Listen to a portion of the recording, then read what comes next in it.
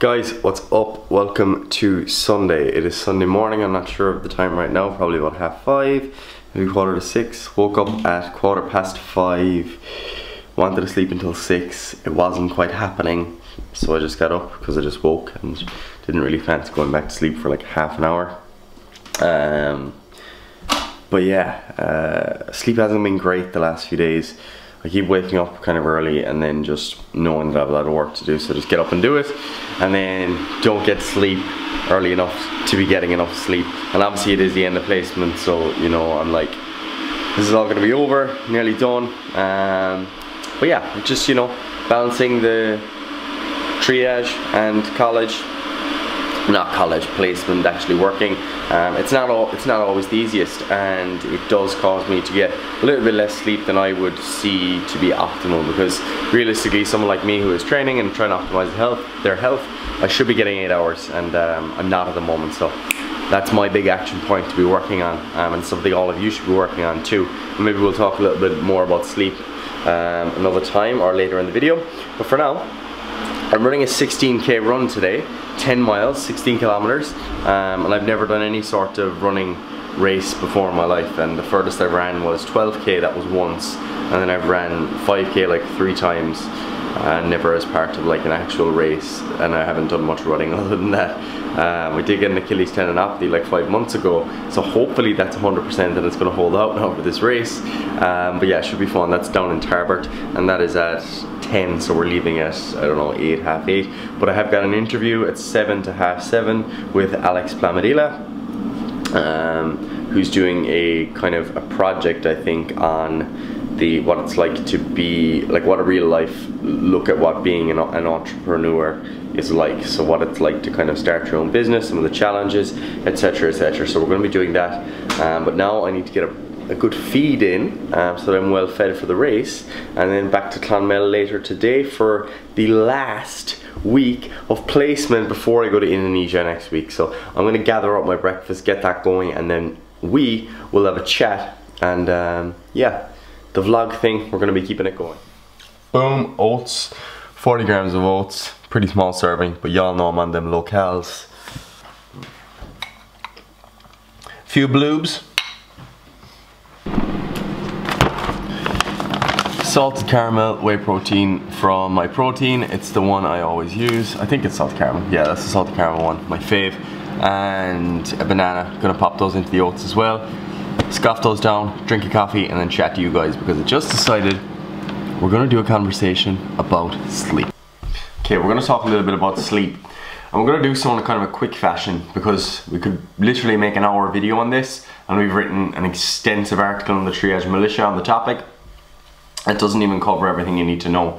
But what I want to kind of do is just get a little bit of buy-in as to why you should be actually prioritizing your sleep. Probably over a lot of other things. Like the specific order of priority, I don't quite have formulated in my head at the moment, and I think there's a bit of debate within the scientific community about it. But I think if you're going to put exercise and nutrition at the top as two really, really important things for health, like sleep is up there. Like it is most definitely up there, like potentially challenging, you know, exercise with respect to priority for health. Like I think that is something that you're going to see a lot more of in the next few years, is bigger pushes for people to focus on sleep when it comes to actual health. Like I definitely think that if you were to look at someone who maybe is generally active in their day-to-day life but doesn't do any formal exercise, even though we see all this, you know, stuff about exercise and medicine and stuff, I think if you were to compare that coupled with really, really, really good quality sleep, like you're always getting your 8 hours, versus someone that is exercising formally and sleep deprived, I think you'd see better health in the higher sleep group. So I would probably be of the opinion that sleep is almost more important than a lot of the formal exercise that people do. But anyway, we won't dwell on that for the moment. So sleep. In terms of sleep, I'm going to start by saying that you should be getting 7 to 9 hours, okay? I know people come up with these things where they're like, oh, I can get away with 6 hours. But if you've read the book, you know, Why We Sleep by Matthew Walker, or you do any reading into sleep, you'll notice that the proportion of people that can actually sleep 6 hours or less and be healthy is tiny. As in, it's a fraction of a percent. Like it's not even 1%, it's a fraction of a percent. And that was probably something that I was ignorant to for a couple of years, until I did a lot of reading into sleep last year. I read a lot of the research around sleep, and the more you read, the more you realize, like, oh, this is actually like really, really important. Because as soon as you start to become sleep deprived, you essentially suffer a lot of ill effects to your health that can affect your long-term health, but also your body composition, your performance, the things that you guys are probably here watching this channel for. And I think a lot of people think they can get away with less than 7 to 9 hours, and I'm like, sorry, you can't, you know. Like, even if you're training very hard and you're looking to optimize your adaptations, I'd almost argue for 9 to 10 hours that you should be aiming for. Like, if you're taking your shit really seriously, like, that is what you should be aiming for. But in terms of the reason why people, one second, my alarm's going off. Does it not think I'm awake? Like, the reason why people think they can get away without sleep is because as soon as you become sleep deprived, you lose the ability to tell that you're sleep deprived. And when I say sleep deprived, I'm talking about pretty much anything that is less than 7 hours. So if you're sleeping 6 hours per night, I know that might sound good, and I know, like, in the past I probably would have thought that was okay, but it's just not, all right? 6 hours per night is not adequate. And if you're sleeping 6 hours per night, then you are accumulating a cumulative sleep debt over time that does result in deficits to your health. And the only way to fill a sleep debt is to sleep, okay? So you do need to actually be compensating for that sleep, or you're going to suffer ill effects to your health. You know, there's multiple studies that have been repeated time and time again for 1 night of sleep restriction, 2 nights, 5 nights, 7 nights. I'd show that you essentially just, my card just filled up. I'm gonna have to make this conversation quick.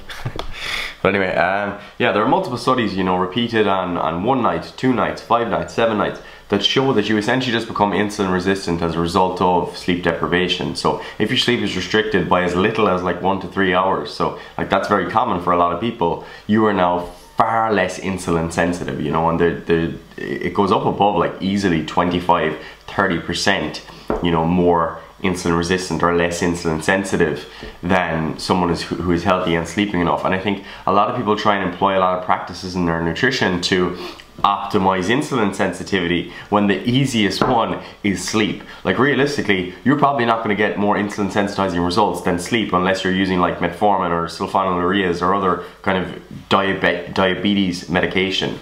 Okay, so you're not going to be getting like better effects in terms of actual blood glucose and metabolic load management than actually going to sleep and getting a good night of sleep. So I think a lot of people try and, you know, play the game and trick the system in terms of all this insulin sensitizing stuff and glucose disposal agents, all these supplements.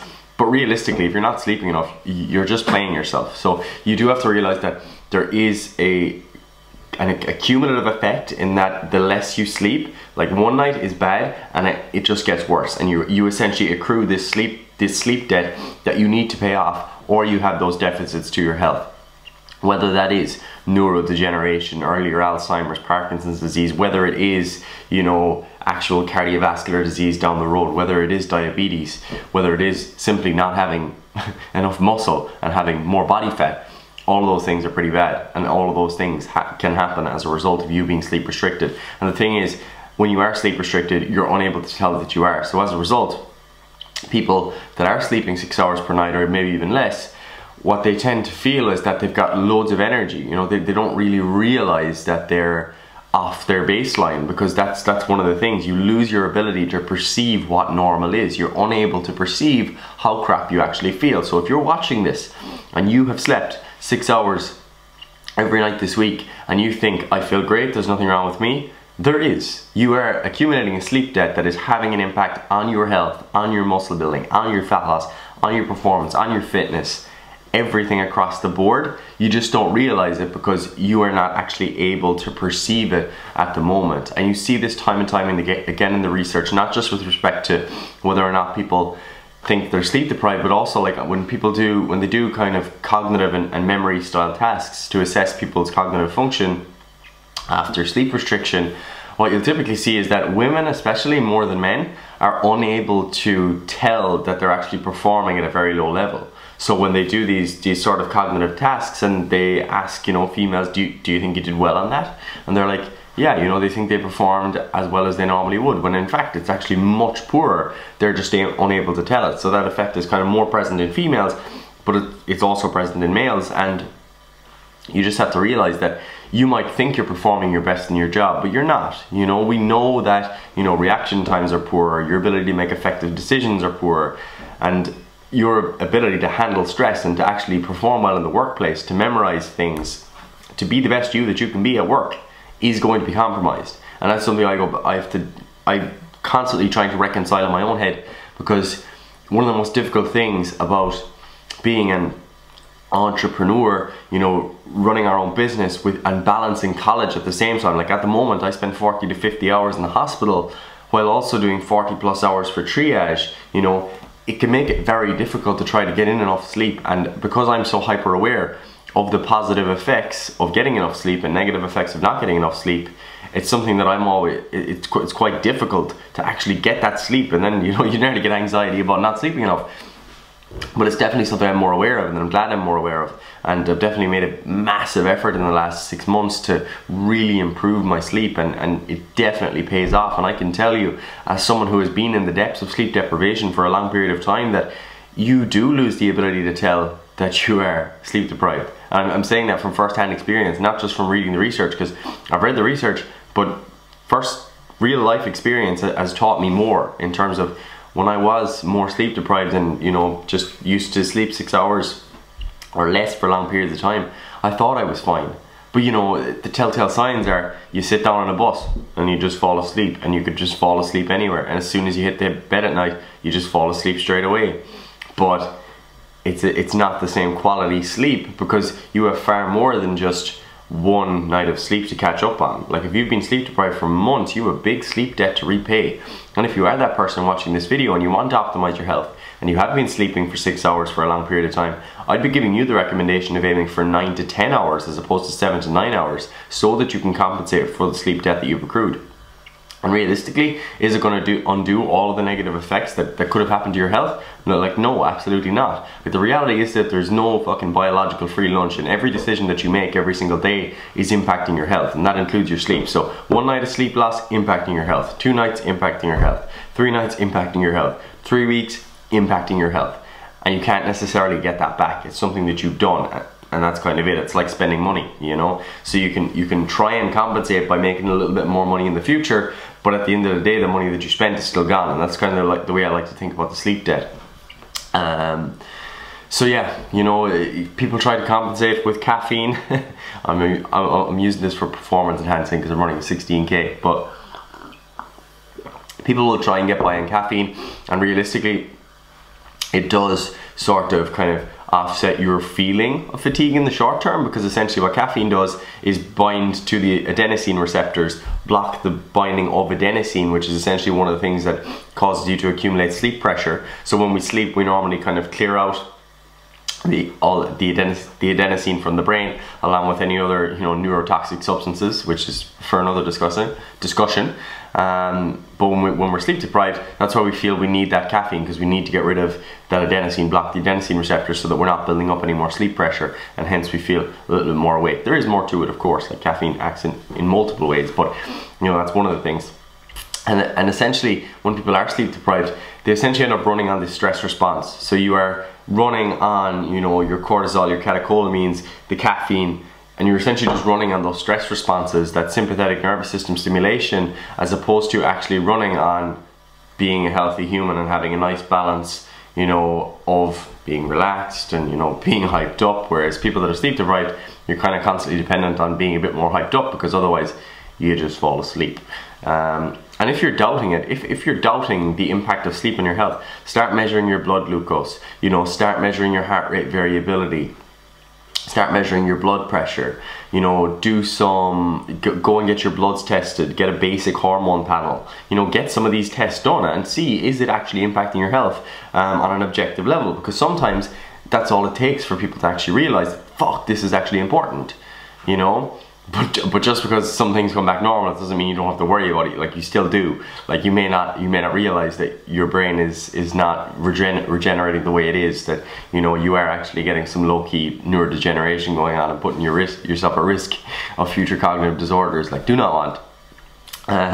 But yeah, you know, I think the health thing, I think people try and grasp that a little bit more. But in terms of like fat loss and muscle gain, people are often quite ignorant. They think they can just get away with it, and a lot of people, they'll do the beast mode thing. You know, they'll get up earlier and they'll skip sleep to go and train, you know, and do more training when they could have slept in, and it would have likely benefited them more. Like, realistically, sleep is your 100% best friend when it comes to recovering and adapting from training. Like, if you're sleep deprived, like let's say I didn't get enough sleep last night, so I only got like between 6.5 to 7 hours, and as I said, I was kind of frustrated about that, and I'm going to get a nap in later to try and compensate for that. But that, to me, you know, I'm running a 16K soon, and I know that I'm going to have a faster time to exhaustion. I know that I'm not going to perform at my best, and I know that, you know, performance is going to be compromised by that even small deficit of sleep. Like, that's just a fact. And when we think about like other things related to body composition, people always talk about the importance of being insulin sensitive to maximize the amount of muscle versus fat that you gain. And as we said, you become essentially insulin resistant as a result of not sleeping enough, and you can essentially sleep deprive your way towards type 2 diabetes. You know, and maybe right now it might just be the pre-diabetic stage for you, and you're not too concerned, and then you push yourself to type 2 diabetes because over time you continuously make these poor lifestyle choices. So, you know, if you're going to talk about insulin sensitivity as being something that's important for, you know, making sure you have a good quality body composition as opposed to just gaining fat, or as opposed to just losing muscle, then that's important, the insulin sensitizing effects of sleep. But also, you know, when you are sleep deprived, you have much higher levels of cortisol, and people always think about cortisol as a really bad thing, and they're like, oh, it's a catabolic hormone, and it's like, yeah, cortisol has good normal effects in the body within normal physiological circumstances, but when you're actually sleep deprived, then yeah, cortisol does have some negative effects because it is so high, and it does increase things like, you know, proteolysis and gluconeogenesis, which essentially means that your proteins, they can be broken down, and your amino acids, they can be converted to glucose for fuel, you know. So you do have to be considering these things, like that you might have higher levels of muscle protein.